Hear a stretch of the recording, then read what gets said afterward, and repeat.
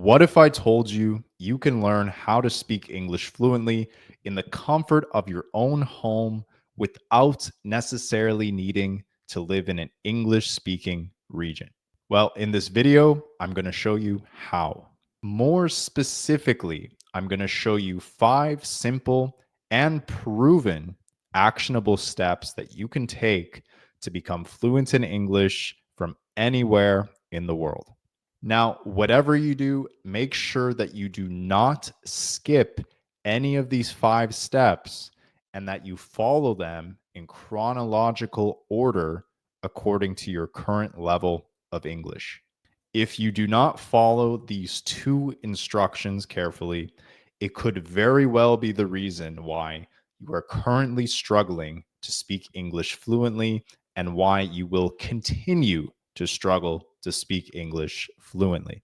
In addition, I've helped many people with their English over the years, and very soon I'll be releasing a free crash course on how to become fully fluent in English from anywhere in the world.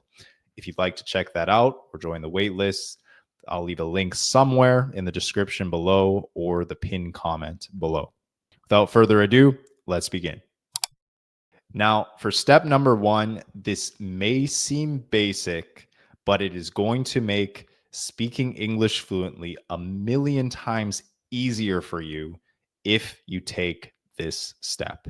And that would be to familiarize yourself with the most common vocabulary words in the English language before you do anything else. Now, of course, you can start with the most common nouns, verbs, adjectives, phrasal verbs, etc. And this step will actually be a lot more important than you probably think it is, because most of spoken English, probably over 50% of all spoken English, consists of less than 200 words in the English language. Now, if you're not sure what these words are, I actually created a video on the 200 most common English vocabulary words in our language. So I'll leave a link to that somewhere on the screen and you can go watch it later. Now, however you choose to learn the most common English vocabulary words and expressions, do not make the common mistake of trying to stop and research every single individual word that you do not understand whenever you're consuming English media or reading anything in English. There are much more efficient ways to learn new English vocabulary words as opposed to doing this. By researching every single word that you come across that you don't understand, your learning is going to be slow, it's going to be daunting, and you will not see results very quickly. By using the method that I'm going to talk about in step number 3, it's going to help you learn in a very efficient way that can save you hours upon hours upon hours upon hours of time. Now, for step number 2, this is not the sexiest way to learn English, but it is absolutely necessary if you want to speak fluently. And that would be learning basic English grammar or refining your current level of English grammar. Now, you can learn basic English grammar from native English speakers like myself or teachers, but especially for beginners, I highly recommend that you go online or you go to a bookstore in real life and you find a grammar book that has been written in your native language, outlining the differences between your native language and the English language. By doing this, it's going to make practicing all of the other skills, and especially the skill of speaking, a lot easier once you have laid this foundation. Now, just like I pointed out that you don't need to know that many vocabulary words in order to speak English fluently, you also do not need to know advanced grammatical rules in the English language in order to speak fluently. You just need to know the basics and you need to know them really well. The only case where I would recommend that you learn advanced grammar is if you actually want to teach English to others or become some sort of linguistics professional or linguistics professor. Now, if you're at the lower intermediate level, like the B1 level of English, or maybe even the B2 level of English, and you never really learned English grammar or learned the differences between your language and English, then I would highly recommend that you actually go back and refine your English grammar skills. This is going to go a very long way to making you a much more well spoken and elegant English speaker. If all of your English skills are intermediate or around the B2 level, but you still speak broken English, having a lack of a good foundation in regards to grammar and vocabulary could very well be the reason why you speak broken English. And really, a basic understanding of grammar is actually necessary to speak literally any language in the world. Now, the third step in this process is by far the most efficient way to start learning how to speak fluently in English, especially for beginners. And this would be by using the shadowing technique. Now, the shadowing technique simply just involves repeating words that you're listening to in the English language. Now, I highly recommend that you do this with English media that has subtitles if you're at the beginner levels like A1 or A2, or even if you're at the lower intermediate level being B1, and in some cases, even if you're at the B2 level. For this, you can simply just use English media on an easily accessible platform like YouTube about content that you are interested in. However, I will say interviews and podcasts tend to work much, much better than TV shows and movies because interviews and podcasts do a much better job of simulating realistic conversations in English, whereas TV shows and movies tend to be very scripted. Another important instruction for this step that you must follow is that you need to consume English media that is at your current level of English. And then once you get comfortable, you can progressively listen to content that is at more advanced levels of English. Do not, I repeat, do not make the common mistake of listening to content that is way too advanced for your current level of English. If you're wondering what your current level of media is, I would say a good rule of thumb is that your current level of English media is English media where you can understand around 80% of what is being said.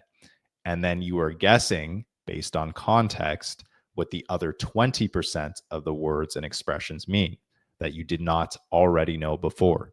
By guessing what that other 20% means based on context is going to be a million times more efficient than researching every single word that you don't understand when you come across it.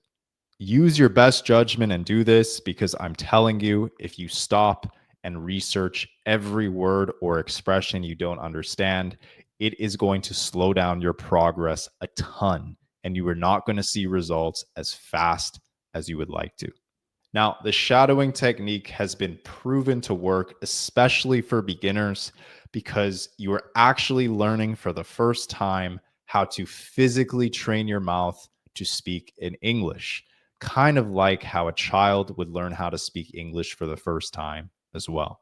Now, regarding the fourth step, once you begin to get closer and closer to the B2 level of English, which I would say is basically the first fluent level of English, then you should graduate from using the shadowing technique onto having spontaneous conversations with yourself and doing this every single day. Now, the effects of this method, having spontaneous conversations with yourself, it might seem intangible. The results may seem a little hard to recognize. But once you get comfortable with this method of learning how to speak English, you're going to realize pretty quickly how much more fluent in English you're actually becoming and how much more natural speaking English is becoming for you. This method is the gateway, it is the path to learning how to have spontaneous conversations with native English speakers at any time, at any place. Simply put, the more often you use this method, the faster that you'll become a truly fluent English speaker. This method is comparable to learning how to shoot a ball in a sport for the very first time, or learning how to play a musical instrument for the very first time. The more repetitions you get, the more natural it becomes. You can really do this method at any point throughout the day when you're alone, so you don't look crazy in front of others. For example, you can do this when you're in the shower, when you wake up in the morning, before you go to bed, when you're commuting by driving in your car by yourself, walking by yourself, etc. I would say after effectively following the three previous steps to this one, your level of English should be good enough that you can start having spontaneous conversations with yourself and actually start to practice forming your own opinion and expressing it out loud by yourself. Just whatever you do, please, please, please do not make the common mistake of speaking English in your head and expressing your thoughts only in your head, but not actually physically saying it out loud. This may seem like a small detail, but this is a huge detail. This detail will literally determine whether you will be comfortable speaking fluent English naturally or if you'll be uncomfortable and block yourself and speak broken English. This detail can make all of the difference. You must absolutely train your mouth to speak like an English speaker. This is a really big reason why a lot of people just continue to struggle to speak English. They can understand English very well, they can type or write very well, they can read very well, but they struggle to speak simply because they do not actually practice speaking English as much as they practice all of the other skills. I understand that it will feel unnatural and uncomfortable at first, but it is absolutely necessary if you want to become a fluent speaker. And now, this final step will actually start connecting the dots and making you a truly fluent English speaker.